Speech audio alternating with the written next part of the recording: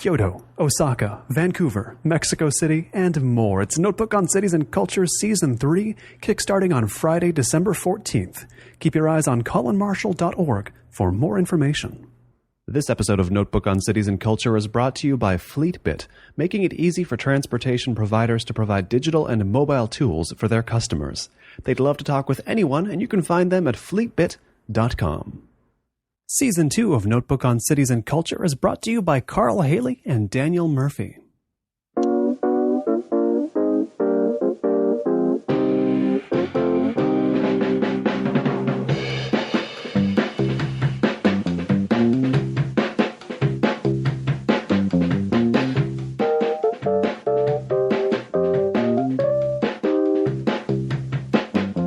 I heard you say at a literary death match on stage that Los Angeles is the new Berlin. What does that mean to you?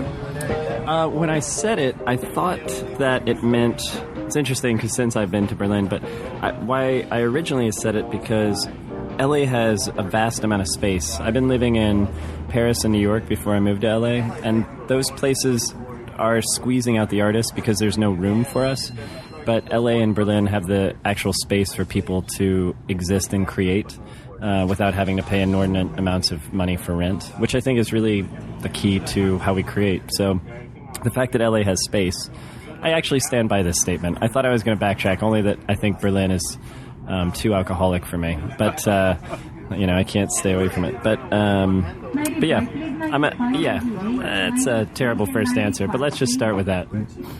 It is Notebook on Cities and Culture. I'm Colin Marshall, sitting down here at Hugo's Tacos in Atwater Village with Adrian Todd Zuniga. He's a writer, he is the impresario and host of the reading series Literary Deathmatch, an international reading series, by the way. In over 40 cities it's happened. It's also, it's making a transition to a television pilot as well. We'll talk about that. And he's also the founding editor, by the way, of Opium magazine. So plenty of, he has at least three hands in the literary... I was going to say literary fire. I don't know if that works, but it kind of is, isn't it?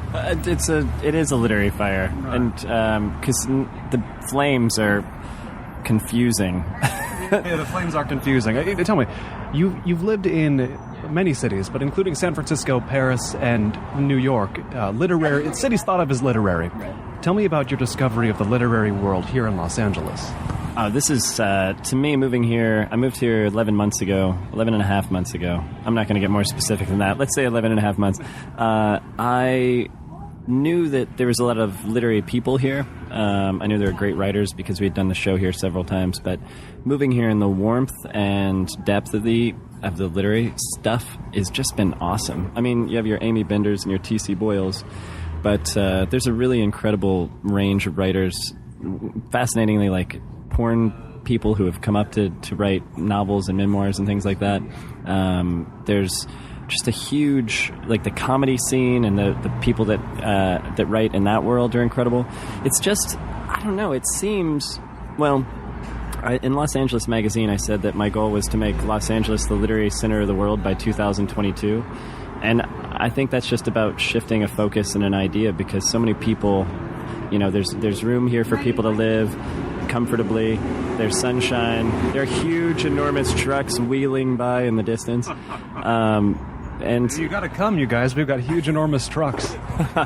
Yeah, so I don't know. I find it to be a really warm place besides temperature, and just really supportive. And the biggest thing is that if you live in New York, there's approximately 3,000 events every night, especially for literary things. But in LA, it's sort of, one or two things a week that you actually want to see, and you want to go see what your friends are doing and what they're preparing and achieving. And it's a really cool community. It seems, I guess one big thing about LA is that the biggest challenge of living here is the search for community. And I'm really lucky because the community is already here, plus I have immediate access to it through what I do. And it's a really, I can't encourage people enough to come here. I know that there's a lot of stuff about LA that people think. There's a great article, I think it's in Vice magazine, but now I can't remember, so this will be harder to find. Google what I say next. But it's basically about a guy talking about how everybody hates LA and LA doesn't hate anyone. Right. And that's a very good point. I've tried to make that point myself in so many ways, but never so cleanly as that guy seems to have made it. It's the hate only comes toward Los Angeles, never out. I mean, you've lived in New York and San Francisco. I'm sure Paris isn't a city known for its love of Los Angeles either. Probably don't think about it much there. But yeah, why do you think the one-way hatred? I don't know. It fascinates me. I think it's probably because rents in San Francisco are really high, and and also you have to have. I understand San Francisco because you just have to have a rivalry, a geographical thing. But New York, I think people are really angry that their apartments are smaller than the size of this table we're sitting at, and their living room is the bar around the corner. And I think they need to feel like they're in the right place. They need to feel good about the fact that they're in a place that isn't very humane, and so they sort of turn their bile and their anger towards Los Angeles. I guess it's really. I find it to be mysterious now that I live here because I sort of, I poke and prod these other cities, but I think all cities are great in different ways. But yeah, the space and the I don't know, the sort of the Western, whatever that thing happened a bunch of years ago, and when people all came west, like I don't know, it's sort of nice. And I was going to say something interesting, but I'm not going to now. Now I'm just going to end my answer there. Sure, that's fine. There's a feeling of still somehow pushing west in Los Angeles, though even though we're as far west as you go on this continent, it's people are still the frontier spirit in some sense. And perhaps we can say that. But how long before coming to Los Angeles were you doing literary deathmatch? Were you building a reputation with that? Yeah, we started in March 2006, and I have to comment. A guy just spilled a soda all over his car, and I feel bad. Could have been worse. Yeah, it could have gotten a lot worse.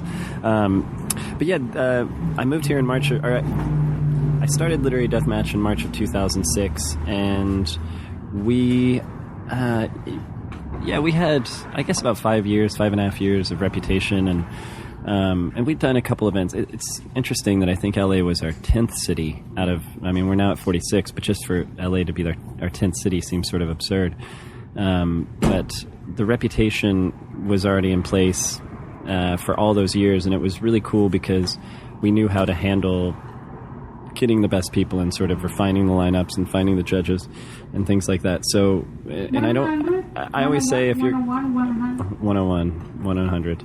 I always say that if you're going to move to LA, have a project and have a focus, because otherwise you'll sort of bumble around and feel lost. But we had a very specific focus of trying to get the show on television, and it's been great. Just my favorite part about being here in relation to the show is that if I'm at a bar, I can just turn my head and be like, oh my God, that's blank, or holy crap, she's over there, and then I go talk to them, and they're kind, and I ask them about the show, and they say, oh, that sounds really fun, like, be in touch, and people say yes, which is my favorite word.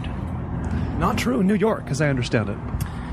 Well, the thing in New York is people have those 3,000 parties to go to every night, so they can't really, there's just no space to do those sort of things.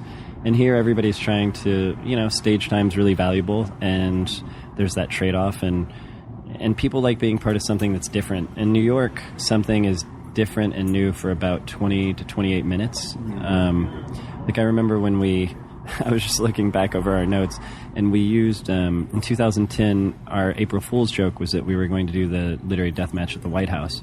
And a ton of people believed it, which was really great. My friends afterwards were like, that's kind of something that people believe it. And so I finally had to post something that said, oh, guys, we're just kidding. And somebody on the comments wrote that, well, literary deathmatch had jumped the shark a long time ago, but now it was official. And I was that's wonderful. And I read my comment on the blog after that, and I said, oh, that's like saying Zagreb is the new Berlin. I'd be curious to hear why you say that. And what I meant by that is that somebody's always looking for the new thing, and they're not actually... The idea that something exists and grows and is actually culturally relevant and cool, that seems to be thrown out in one way, but at the same time, for all the people that keep doing things and keep trying to achieve, gradual different levels, they recognize, after a while, it's like you hit this other point where you've lasted long enough kind of a critical mass, but in the literary world, who knows what that means. But to where people accept it again. And I just find, in New York, people all like the idea, but they also were like, ugh, one more thing to do. I don't know. So just a burden at that point, a burden. Before we talk about the transition of literary deathmatch to a TV project, for listeners who've never been to one or who haven't heard the podcast or who haven't even read about it, what goes on at a literary deathmatch? Right. Yeah. We feature four writers reading their own work for 7 minutes or less, and then we split them up into 2 rounds, so it's 1 versus 1 twice. We have them judged by 3 all-star judges in the categories of literary merit, performance, and intangibles. After the 2 readers, the judges comment very humorously, very lovingly. We're not really into Simon Cowell ass-iness. In fact, when I talk to the judges before the show, we have 2 rules, and the first rule is don't be a dick. And then the judges pick a winner from each of the 2 rounds, and then they go on to compete in the literary deathmatch finale. And we've done everything from pin the mustache on Hemingway to author word jumbles, where we just throw a bunch of people on stage holding letters, and the finalists have to mix them up to spell an author name. Literary spelling bees, things like that. Just sort of having fun at the end to make it wild and make it fun and remind us all why we're there in the first place, besides books. I mean, obviously, that's important. I mean, really, our whole trick is to try to get people to care about books without noticing. There was a line I read from you that you wanted to confuse people into being excited about reading. Was that it? That sounds about right, yeah. Yes. I would have said that. That's good. Well, who were some of the notables that first come to mind when you think of participants or judges that have graced the literary deathmatch stage? I can't say match today for some reason. This is the worst day for that. Yeah, it's a tough one. We've had literary figure-wise, we've had Daniel Handler, who's also Lemony Snicket. We've had Jeffrey Eugenides, Jane Smiley, Richard Russo, Karen Russell. Daniel Alarcon has done it. He's a champion. Baratunde Thurston, who wrote How to Be Black. Those are some of my immediate favorite people that pop to mind. And then we've also had judges like Brian Boitano, the Olympic gold medalist. Molly Ringwald just judged. Michael C. Hall from Dexter. Moby's judged in the past. Tig Notaro, who's just the most incredible comedian ever. It's pretty wild. We've had a ballerina. We've had a Sichuan chef. We've had a lot of different people, and those are sort of the first big names that pop to mind. But I know there are others that I'm forgetting, but all famous, all wonderful. And another very notable quality here is that you, as I said, do them in cities all across the world. And, I mean, we could rattle them all off, but same thing, I suppose, with the cities. Which are the surprising ones, surprising to you, that you've been able to do them in? Yeah, that's a great question. I mean, when we did it in Tulsa, I couldn't believe there were 170 people that showed up. Our goal is to have 100 people minimum. And we've had as many as 500 in Austin, and we've had as many as 700 in the UK. But doing it in Tulsa was crazy. Just, who thinks of Tulsa? But people really came out and they really loved it. And so we went back and did it again, and it was another great show. Amsterdam was one that I really loved doing it in. I mean, Helsinki might be the weirdest place we've done it in, just because that was the first time we did it not in English, and I was up there just speaking English and then waiting for everything else to unfold. And right. You were hosting speaking English, handing it over to Finnish speakers? Exactly, yeah. And then Jeffrey Eugenides, that was the show he judged. He judged Intangible. So I kept looking at him and sort of like, just not winking, but just like, we don't know what's happening, but this is pretty fun. And then he would comment in English about what he'd heard in Finnish, and it was pretty amazing. Yeah, those cities are maybe the weirdest. We did it in Vilnius, Lithuania, but that was with an SLS program, which is a really wonderful program, but that was just like students from the program, so that was in English. So that's a bit of a cheat, but yeah. I imagine among Finns there is a decent working comprehension of English, because if your native language is Finnish, you're probably thinking, well, I guess I better learn English too, right? Yeah, they're great at English. In Oslo, we did it in Oslo, and there we've done it twice, both in their native tongue, and I do understand a little Norwegian. It's crazy, but like the 6th word choice we would use, That's their first word choice. Ah. So you just have to go way deep into the synonyms, and then you'd be like, oh, that's, I mean, they mix in some other words that don't make any sense to me, but yeah. When did it become possible, or how did it become possible, or when did you realize you could take the literary deathmatch to cities around the world, to take it to Helsinki, or it's not specifically there, but that it could become some kind of road show, I guess? Right. Yeah, that's a great question. We started in New York, and we didn't know what we were doing or what we had, and we did it, and people showed up, and they loved it, I think, enough for us to believe they loved it. And then we moved to San Francisco, and the first show we did there was like 190 people, and we were trying to get crowds of like 60, 65 at that point, and 190 people showed up, and Stephen Elliott, Joyce Maynard read. Stephen Elliott threw a beer on Howard Junker after he said he had no literary merit, and all of a sudden it became like this big thing and totally exploded, and everybody was writing about it, like gossip columnists. It was very strange and surprising and a little rattling for me. That's not my style. And then after that,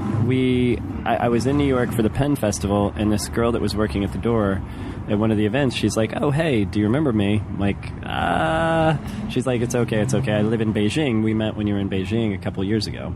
And she helped run this festival. And she said, you guys should come out and do something. And I was like, well, I do this show now. And she's like, oh, well, why don't we just do that? So the Beijing thing was a big one. I think Beijing was our fourth city, and Chicago was our third. And we went out there to do it, and I was like, wow, this translates, like it was an English event, but I got the sense that we could do it everywhere. And then we, I sort of would, I don't know if Twitter existed at that point, but I would sort of Facebook or email, and I would say, if you want us to do literary deathmatch in your city, just let us know. And we would sort of find people that knew what the literary landscape was in different places, and they would just be like, oh, I know these writers, I know this actor, I know this comedian, and then we'd be like, all right, let's do it. So that's how it sort of blossomed, and a lot of blind stupidity plus crowdsourcing was pretty much how we did it. And it's, I mean, to me, what's really exhilarating now is just going into a city and using the literary deathmatch to showcase what a city has from a literary standpoint. I mean, maybe in 2013 we're going to start veering to bringing people around with us from different cities, or people we know are great mixed with local people, because we want to, at a certain point you have to grow in different ways. But, just having the opportunity to meet all those people and really see how electric some cities' literary scenes were was really cool. Like Baltimore, you wouldn't necessarily expect that to be a particularly rich literary city, but we've done 4 events there, and that place has some fantastic writers, just big-time writers. And Norwich in the UK, like that's a really amazing hotbed for authors. Is that where the University of East Anglia is? Or no, it's somewhere. I think it is, okay. Actually. I'm pretty sure it is. There's some university, and it's not the name of the city or town. Right. Yeah. And Minneapolis is another place just flooded with talent. So, yeah, it's really cool to be able to discover that in the different places. Did you find it was easy living in a city like a New York or a San Francisco not to know that Baltimore or a Norwich had talent to offer? Well, it was interesting because by doing Opium magazine, which is now in its 11th or 12th year, I don't know, we haven't published something new in a while.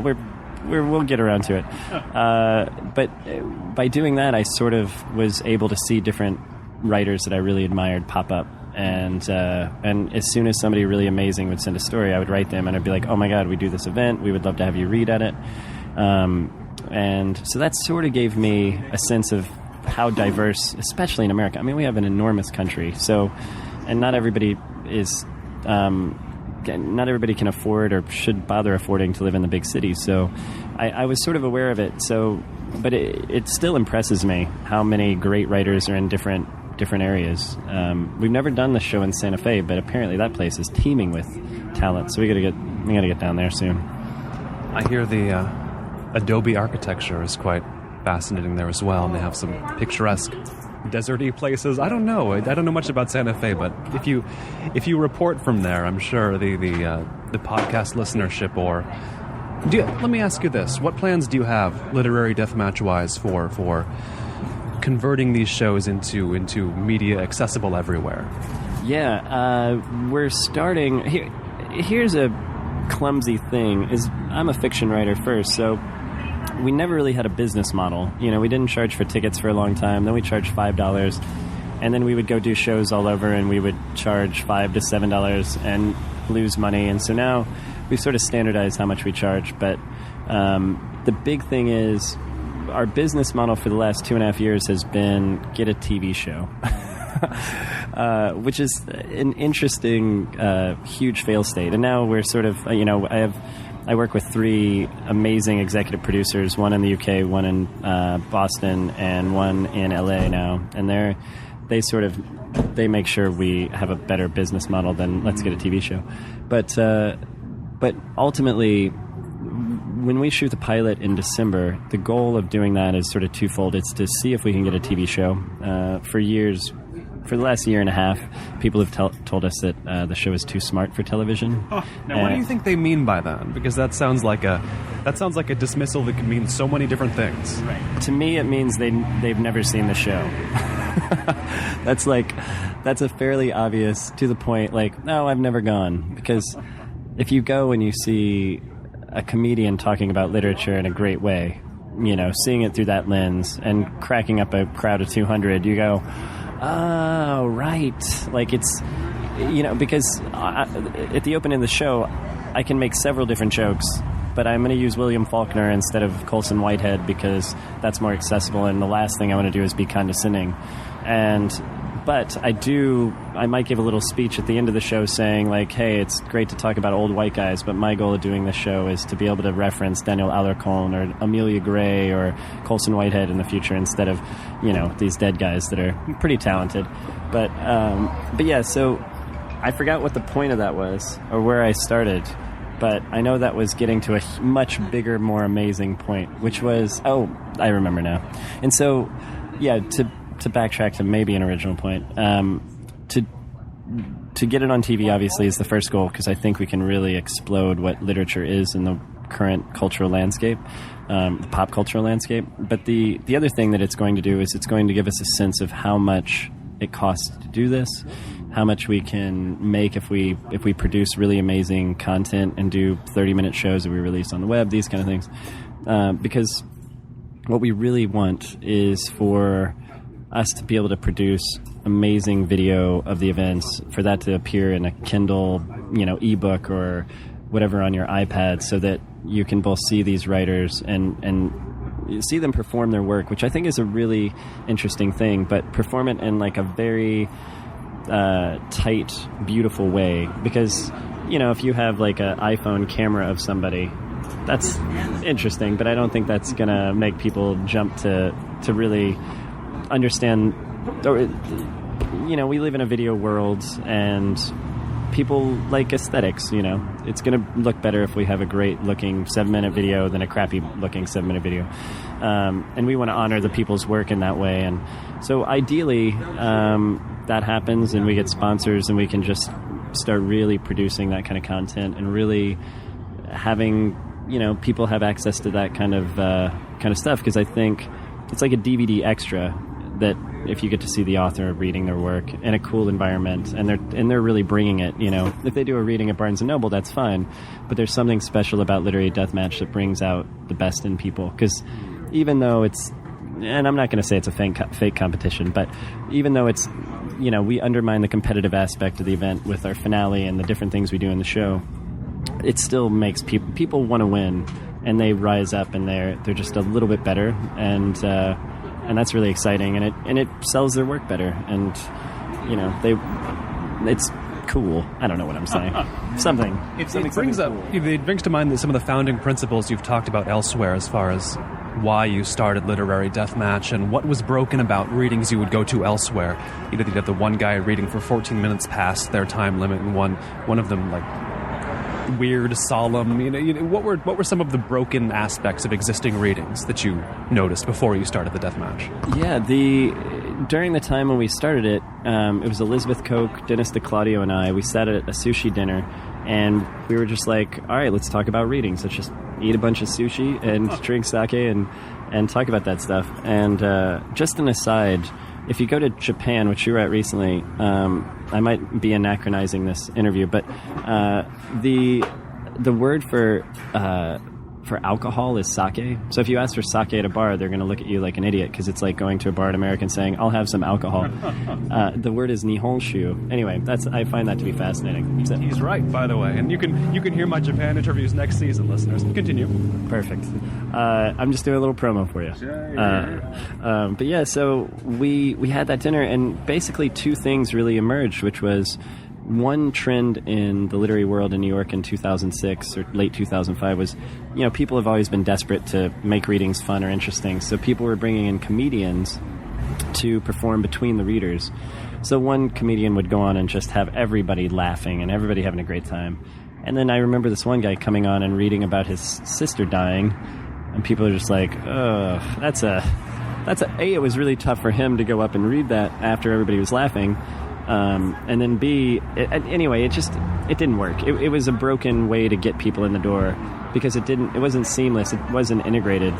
And that's where we came up with the idea for the judges to, have them respond to literature, but also have fun and get comedians or musicians or actors. Just having fun with it was a really cool thing. So that was number one. And the other thing is we had a lot of readings we'd go to. We would go and there'd be three readers. One would read just dynamite, and you'd be like, "Wow, I have to get that guy's book. I have to hear that woman read again," whatever. And then one person would read a blog entry they'd written earlier that day that was so undercooked and just like, I just didn't. And then another person would read like 20 minutes when the time limit was 10, and you'd just be like, "Oh my God," because it's the rudest thing in the world. Because as an audience, there's this silent contract at readings that you don't get up, you don't go, "You're fucking done, get off, stop reading." So that was really maddening. So we were trying to figure out a way to have only that electric reader, like only that dynamite person. And so what we did is we would go to organizations, literary organizations like One Story or Paris Review or McSweeney's or little websites, just different things that were literary, and just say, "Hey, do you want to send a reader to represent you?" Because we did Opium, and we had, we had a pretty great network through that, but we didn't know everyone, and by asking people to send someone, they would send us somebody who could just kill it, Like we'd go to reading series and we'd say, "Send us your best reader." And they would, and it was cool because it gave us a chance to promote that reading thing or that magazine or their new issue, mixed with just having people we had never heard of before. And it achieved the real thing we care about most, which is diversity. Just, you have a comedian type, you have a serious reader, you have just somebody you've never heard of who just reads beautifully, and it was a really cool thing, and that was sort of how it grew, and it was really organic in that way. And yes. It seems like collaboration has been one of the main ways forward for any of your projects. Is that true? Yeah, I love collaboration. I love not doing any work and just asking people to give me all their good ideas. No, I just, I want, I'm the last of 8 kids. I'm my mother's son, so I want everybody to feel good in a room. I host the show very much in that way. And I want to know all the best possible people. I want to know the funniest and smartest and coolest people, and I want to get to hang out with them. And this show gives me that opportunity, and to lean on people's best talents and to showcase those. I find that to be one of the most fun things on earth, especially. I just did a show in LA a couple weeks ago, and it was Molly Ringwald and Michael C. Hall were judging with a guy named Joe Wengert, who's a UCB actor, comedian. And I knew that a lot of people wouldn't know him, but when he judged, he kept stealing the show. And that was my favorite part, because then afterwards, everybody's like, "Who was that guy? Who was that guy?" What did he do? Was he just funny or what? He was just funny. I mean, he sort of has anxiety comedy. He uses a lot of are we all keeping it together kind of stuff. And he was just so great, and the diversity of that trio. And the star power brought everybody in. I'm sure half the people there were there to see Molly Ringwald, but I'm sure 75% of the people left being really, really glad they saw Joe Wengert. So that's a really cool that's one of the coolest things for us, because we understand leveraging celebrity and then also just finding people that nobody knows exist yet. Or I'm sure some people know he exists, but just finding people outside that world, outside the comedy world, that come in to see a literary show and then they leave just, being like, I've got to see that guy again. So that's really fun. And the same with readers. We go to a lot of readings still. I have teams of people all over that I ask to go to readings and see who's good. And when somebody's great, they let me know and I trust them. And then when there's a guy named Tim Toaster Henderson who read at Litquake in San Francisco, and he did a poem about Martin Luther King, and it was just about basically chasing your dreams. And I heard it right when we had just postponed our TV pilot for the best possible reasons. But I was sort of like, I don't like saying I'm going to do something and not doing it, even if I'm just postponing it by 2 months. So it was really hard for me. But hearing that poem and just what he was saying about that, in some way I was like, God, that's fucking cool. We're doing the right thing. It takes time. It's hard. And plus, it was just one of the best poems I've ever heard. So that always helps. Is there any difference between a writer simply that you want to read, as a reader, writers you look for, and the writers you want to hold up, cast the light on, promote, whether it's in the Deathmatch or in Opium? Yeah, that's interesting. There's Bo Sia, Beau Sia.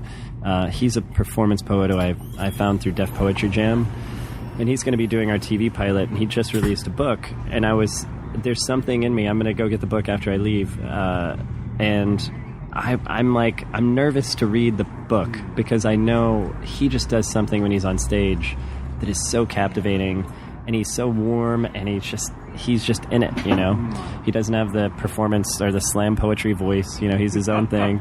And so, yeah, I'm sort of nervous to read that book, but I got an email today saying how wonderful it was. So I'm like, all right, yeah, it'll be good. But yeah, there's certain people. It's interesting because sometimes we invite people who I know aren't the best readers, but their prose is so beautiful.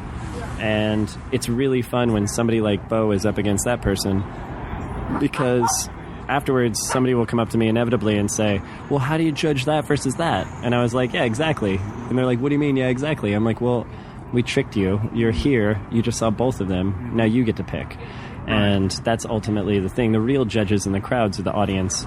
And, we create a non-judgmental space, but that's ultimately, as an audience member, you're going to find at least one reader that you're like, I have to read that person's book. I have to read that person's articles. I have to Google that person. Same with the judges. Our goal is to get people to be like, wow, I haven't been watching that TV show, or I haven't been going to UCB enough, or whatever. And that's really fun. We've mentioned a few times the upcoming recording of this television pilot for Literary Deathmatch. It's an event that listeners you can go to. It'll still be in the future by the time listeners hear this. December 12th, I want to say? What are the details on that? Where and when, specifically when and who? Yeah, originally we were going to do it at the Largo at the Coronet, and that was going to be on October 9th. And we ended up not being able to fit enough cameras into the space, and so we decided to postpone. And that was going to be a 4-camera shoot. Now we're doing it at Florentine Gardens in Hollywood, and it's going to be in a boxing ring. And there's going to be author intros to music and fog machines. And when we first got the money to do the show, I just wanted to shoot it so I could prove that it wasn't too smart for TV.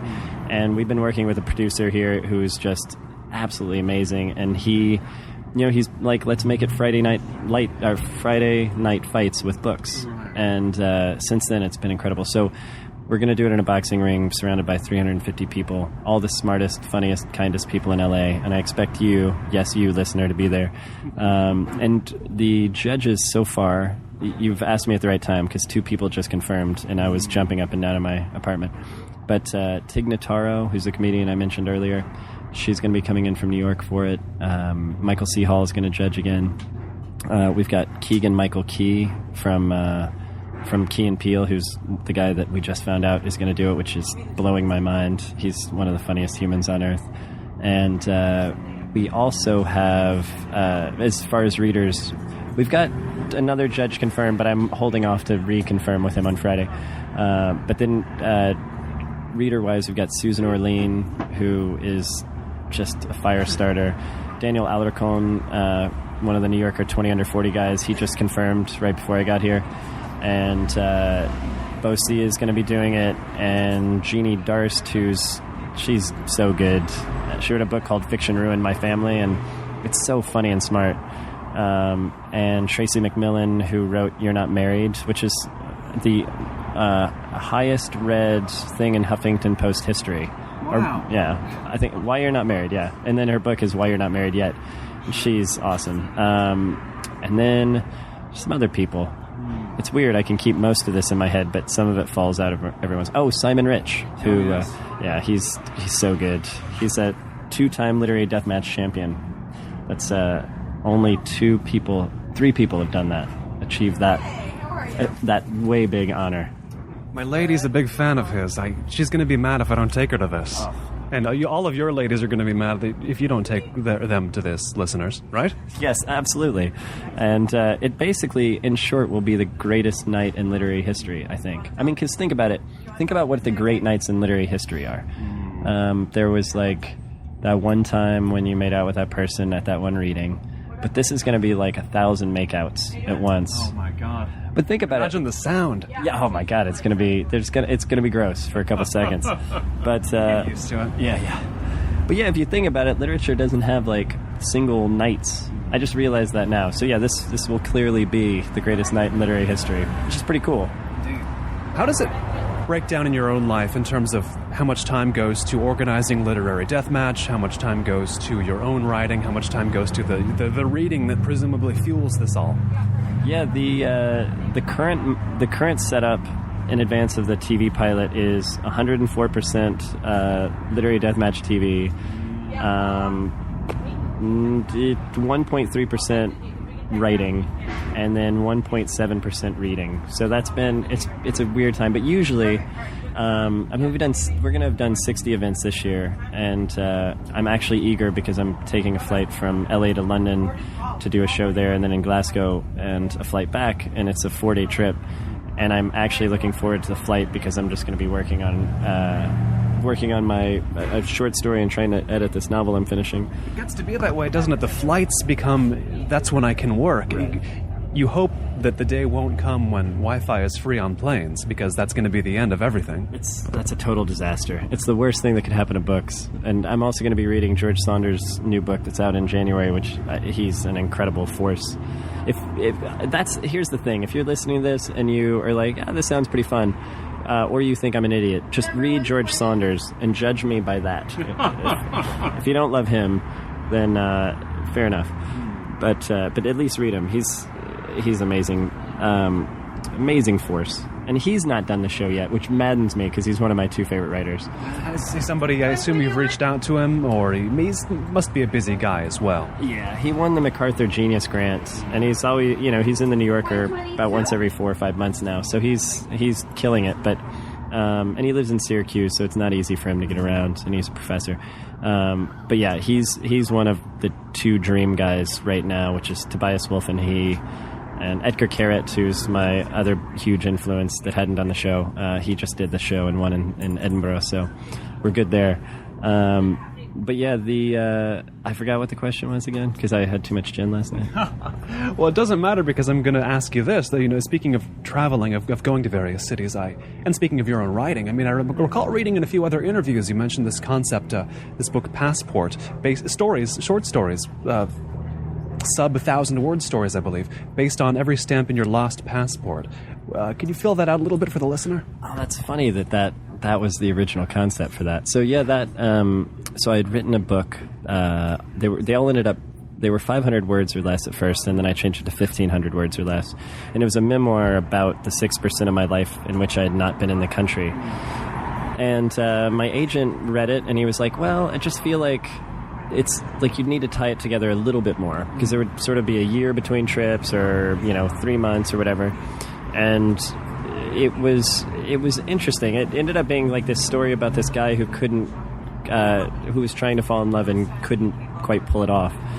And then when I moved to Paris with my girlfriend from New York,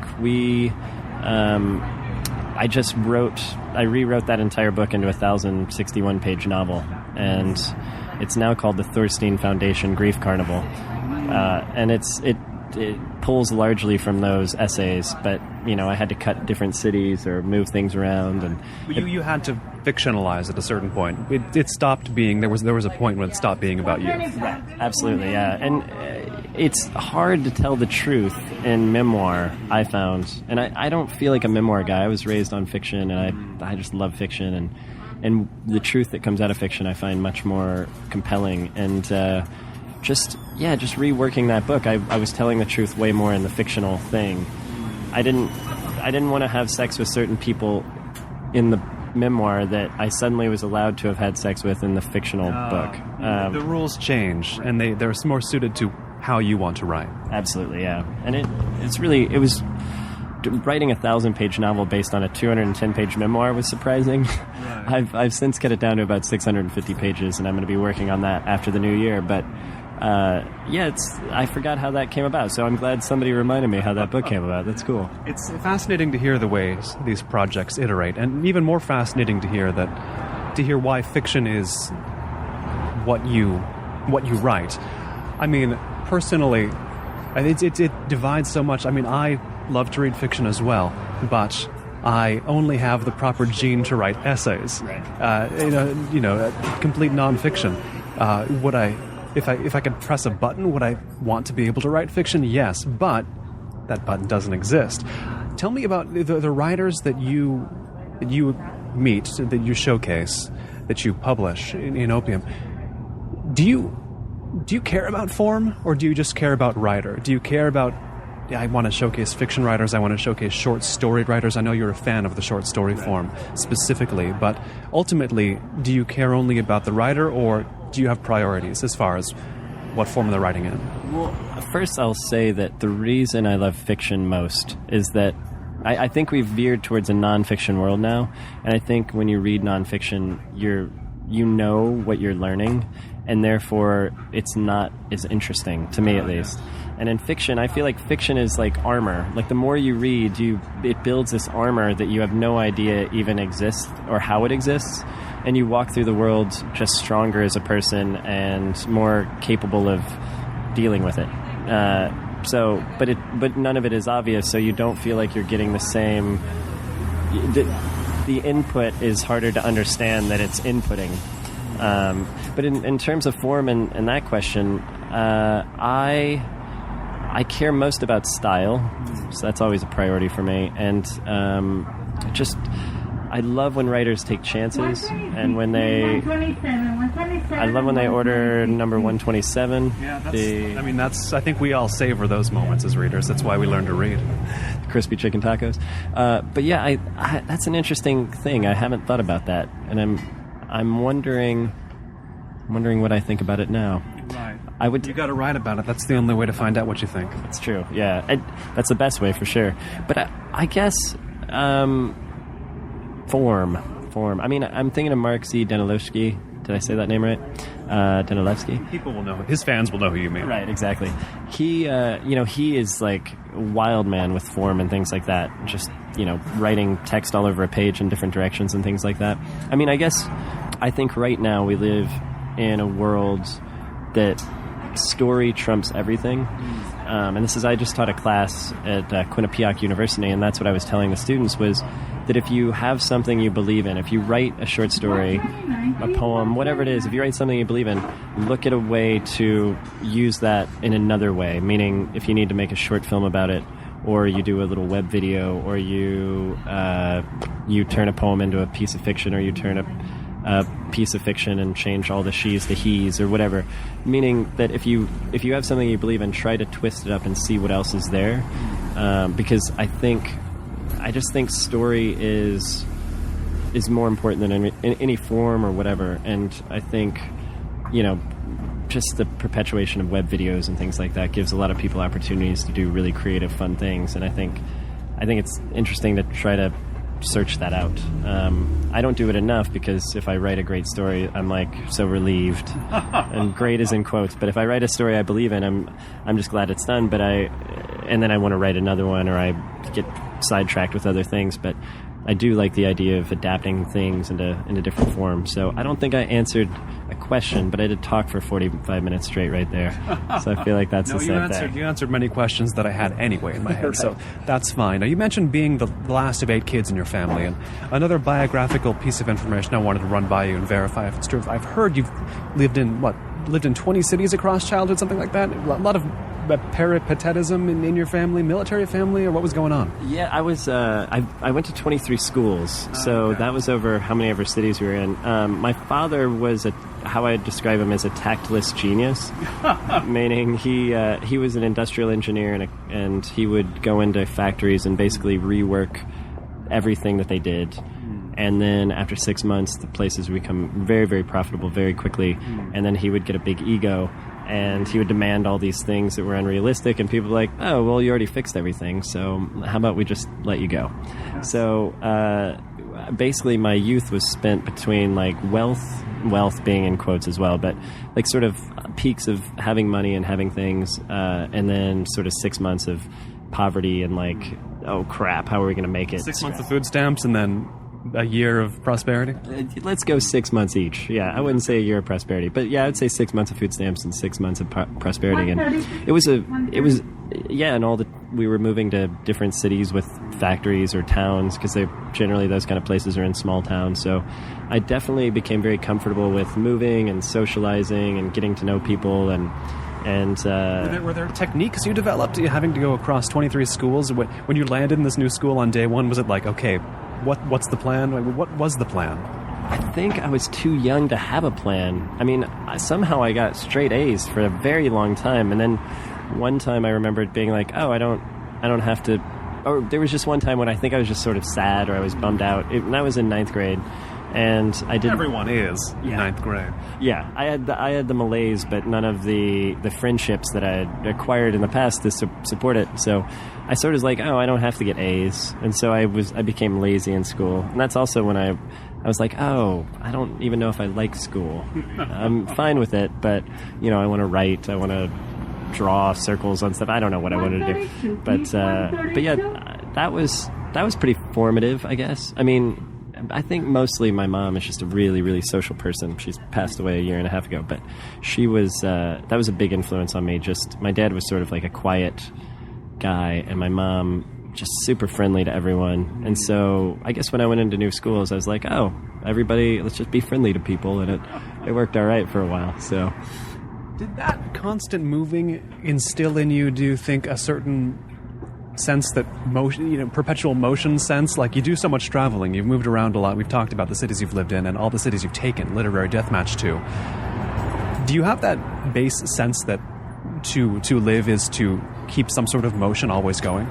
I was asked to write a 6-word memoir for Smith magazine, and my first one was, I tried hard to stay put, because I really I understand how valuable it is to be in one place, and the depth of relationships you can achieve that way.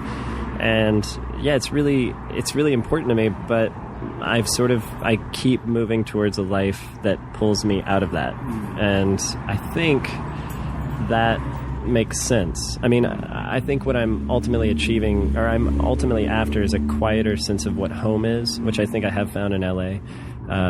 And I think I'm moving towards like a quieter life, but to write fiction within. And I think somewhere in me I understand that I'm young, and well, I'm 37, but I'm young and I can still run around, and there's going to be a time when I can't. So I remember I didn't go to Europe for the first time, I think, till I was 26, and I went to Paris, and I've been going to Europe a lot ever since, and having lived there, and I just realized I'm lucky that I look young, because I can still go to the same doofy clubs that I could have gone to at 22 and be recognized as someone who fits in, as opposed to like, who brought their uncle, and so there's something in that I feel like this is just a specific time in my life in which motion is particularly happening. And also I don't know, if I have a girlfriend, I don't now, and that maybe I would be like, oh yeah, I'm just gonna sit around with you more, but I don't know, it didn't work that well in Paris because I had a girlfriend who I was mad about, and I still, to make money and to do things, I had to sort of travel, and that sort of wears on you too, because you start to understand what it is to travel and what it takes away and what you gain. And largely, I think traveling for work takes away more than you gain. I probably get 85% out of a literary deathmatch that I travel for, as opposed to in LA when we get 100% out of it, whatever that other 15% is. I'm not exactly sure, but there's something that is taken away from you, and I'm very conscious of that. When I get tired after traveling, I try to withdraw, or just sit down and think and write and read and things like that. So there's a certain need to balance it out. Absolutely, yeah. It's hard. It's really hard, because if you start your life down a certain path, then you're pulled down that path. In everything that is great, I remember this one guy coming up to me. He's probably 22. He came up to me at a show. He's like, "Oh my God, I want your life. It's a dream life." And I don't know where I was on tour at this point or whatever, but I was tired, and I was like, no, you don't. Yeah. Like, son. Yeah. And it was funny. It was just like, I was like, no, you don't. Go home and be glad that you have one place to be. And, it's interesting. But I'm very, very lucky to do what I do. That's sometimes makes it harder, because of course, God, that motorcycle is loud. Of course you want, I think we all want a lot of things, and those things are in conflict. And I've sort of opened up a life where all the things I want are available to me in some way, but it doesn't give me everything that I more deeply want. Which I've decided I'm going to give up quite a bit of my time in life for a period of time to try to get this thing to a certain level and try to change the world and the book culture forever. And that ambition mixed with, I really want to just go to sleep more. Or whatever, but yeah. What needs to be changed in book culture? The way the entire system is run, roughly. But only that. Yeah, the big problem with book culture to me is that public relations, the people that do PR for books, are overwhelmed, and so it's hard for them to give the focus to alternate means of promotion. And what they really need is marketing people to be doing individual books, as opposed to a publicist that is trying to work on getting people into Barnes and Nobles or whatever there is out there. And I say that through the lens of Literary Deathmatch, because I remember in our sort of third, fourth year, we really tried to work with publishers, and people just weren't very supportive of it. They just weren't. It was, part of it was that we didn't understand what they needed and how they were going to go about things. But at the same time, I think people are finally like, oh, your event should be one of our first choices, not something we tack on once everything else is set, because now people are starting to see it a little bit more broadly. But I think also that people in the book world relate events and book sales as having to be equal in some way, where what we do, we largely create a huge amount of awareness around books and authors.